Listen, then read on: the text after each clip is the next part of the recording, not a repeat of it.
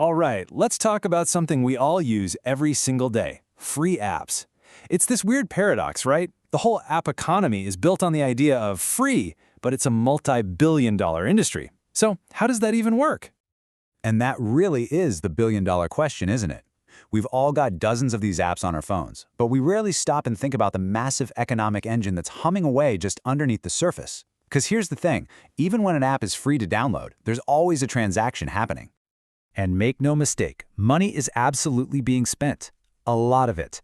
Even though the apps themselves are free to install, we, that's you and me, collectively spent over $160 billion on them in just 1 year.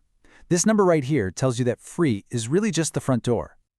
So, to really wrap our heads around how this much money gets made, we first have to appreciate the sheer, mind-boggling scale of this landscape. Because when we say that free apps dominate the market, well, that's kind of a massive understatement.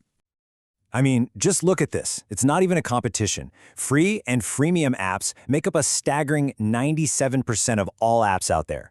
The old days of paying a few bucks up front for an app, that's pretty much over. The real business today happens after you hit that download button.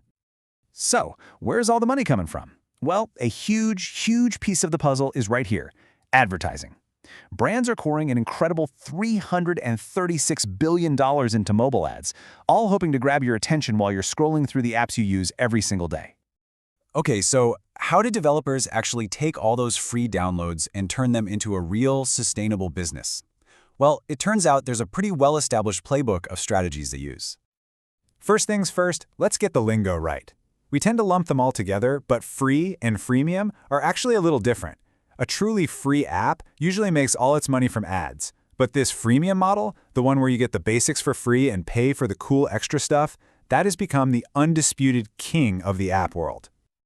All right, let's start with the big one. The model you see everywhere: in-app advertising. This is the classic strategy. If an app gives you a great service but never asks you for a dime, you can bet your bottom dollar it's making its money by showing you ads.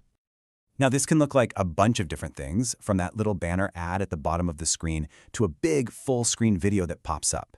But what's really clever is the rise of rewarded videos, especially in games, where you choose to watch an ad to get an extra life or some in-game coins. It feels way less intrusive because, hey, you're getting something out of the deal. Next up, we've got a model I guarantee you've run into: in-app purchases. This is the absolute powerhouse of the mobile gaming world, but you see it everywhere. Think about buying a cool filter on a photo app, unlocking a new level, or just buying some digital currency. And wow, this chart right here just shows you how powerful they are. In-app purchases account for nearly half of all App Store earnings. That's just incredible. It's proof that selling lots of small digital things to a huge audience is an incredibly effective strategy. And this leads us right into the genius of the freemium model. It masterfully combines a free app with the temptation of in-app purchases or upgrades. The whole game is to give you enough value that you start to really like the app, and then they show you how much better it could be if you just paid a little. Just think about the apps you use all the time. Spotify lets you listen for free, but those ads start to get on your nerves, and that premium subscription for an ad-free experience starts to look really good. Dropbox gives you some free storage, but once you're hooked and you run out, paying for more seems like a no-brainer. It's all about converting just a tiny fraction of a massive user base into paying customers. Now, a related strategy that has absolutely exploded is the pure subscription model.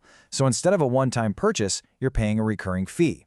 And for businesses, this is the holy grail. It creates a predictable, steady stream of revenue they can count on month after month. And yeah, we are not talking about some small niche here. The subscription economy inside of apps has ballooned into a $17 billion a year industry, and it's still growing like crazy, especially for things like media, fitness, and productivity apps. Beyond those big models, developers get really creative. They start mixing and matching. For instance, your food delivery app takes a tiny cut, a transaction fee from every single order. Or maybe a fitness app uses affiliate marketing to get a commission on supplements it recommends. The most successful apps often use a hybrid approach, blending 2 or 3 of these strategies together. But here's the thing, none of these tactics, not a single one of them works in the long run without one core, absolutely critical guiding principle. And this right here, this is the golden rule. It is the whole ballgame. Because the second an app gets too aggressive with its ads or too frustrating with its paywalls, what do? We delete it, we're gone.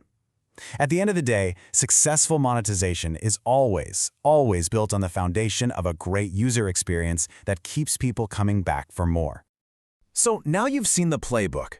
The next time you open up a free app, I want you to try this. Take a second, look a little closer, and see if you can spot the strategy. What's their game plan?